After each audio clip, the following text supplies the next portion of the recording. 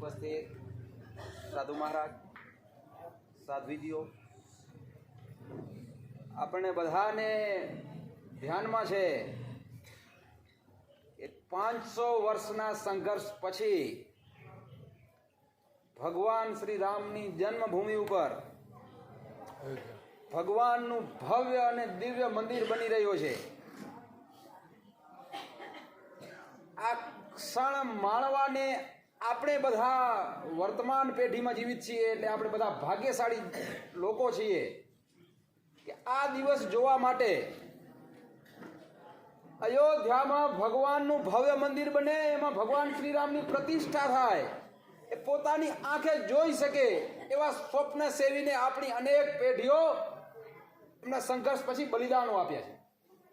ત્યારે આજે આપણે આ ક્ષણ જોવાને ભાગ્યશાળી થયા છીએ.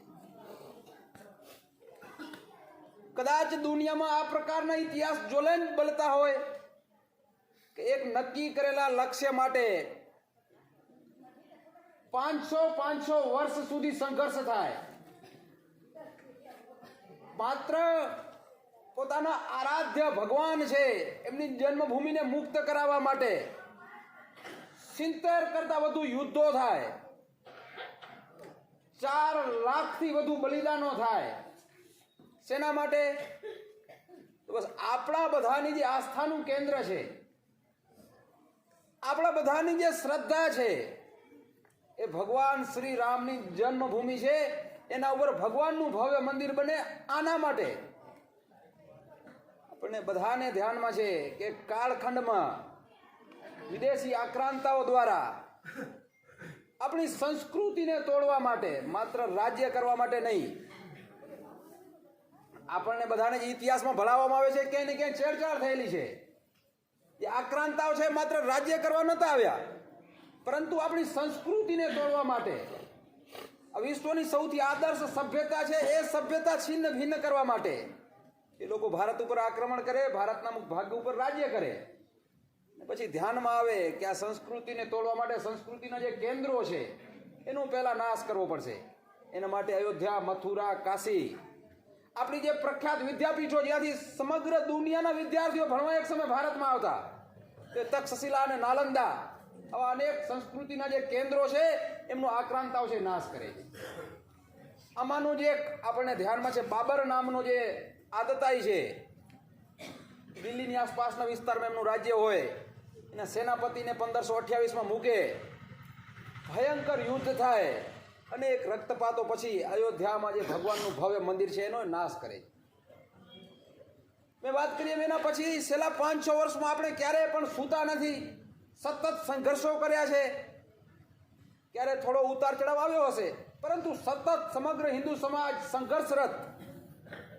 પૂજ્ય સાધુ મહારાજે વાત કરી એમ સમગ્ર સમાજ, એમાં પછી કોઈ પણ જાતિ નહીં, કોઈ જ્ઞાતિ નહીં, કોઈ પંથ નહીં, કોઈ સંપ્રદાય નહીં, કોઈ પ્રાંત નહીં, કચ્છથી કટક, કન્યાકુમારીથી કાશ્મીર, સમગ્ર ભારત વર્ષ અયોધ્યામાં ભગવાનનું મંદિર બને એના માટે છેલ્લા 500 વર્ષથી સતત સંઘર્ષ કર્યો.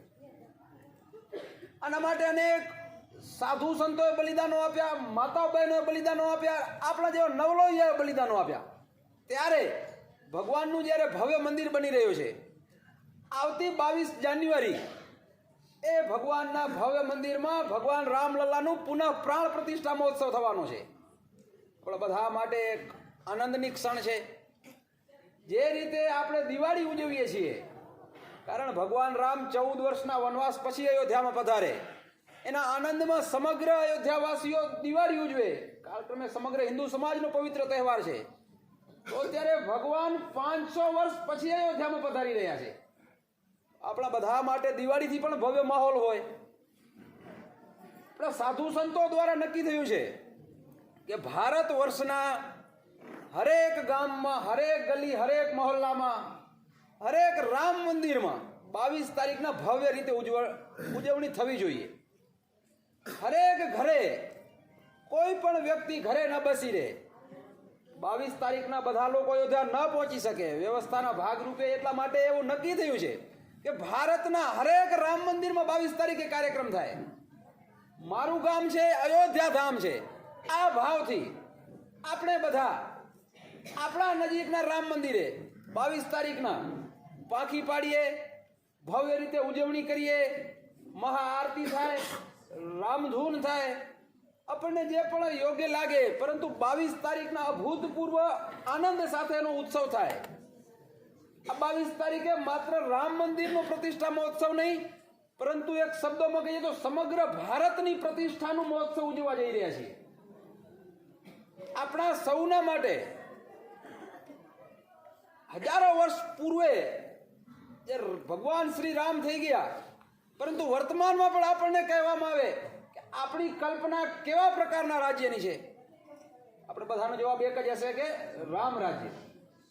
શું કામ? તો આપણે જે પ્રકારની કલ્પનાઓ કરીએ છીએ, આપણા જે આદર્શો છે, આદર્શનું સરવાળો છેલ્લે ભગવાન શ્રી રામ છે. આદર્શ રાજા કોણ? તો કે રામ. આદર્શ પતિ રામ, આદર્શ પુત્ર તો રામ, આદર્શ સ્વામી તો રામ. આદર્શત્વનું જે સરવાળો છે એ છેલ્લે રામ રાજ્ય બને છે.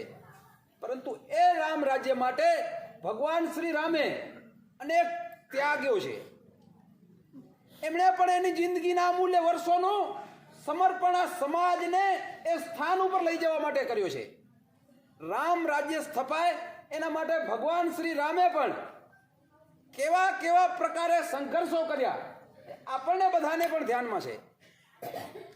આપણી જો કલ્પના હોય કે આ 22 તારીખ પછી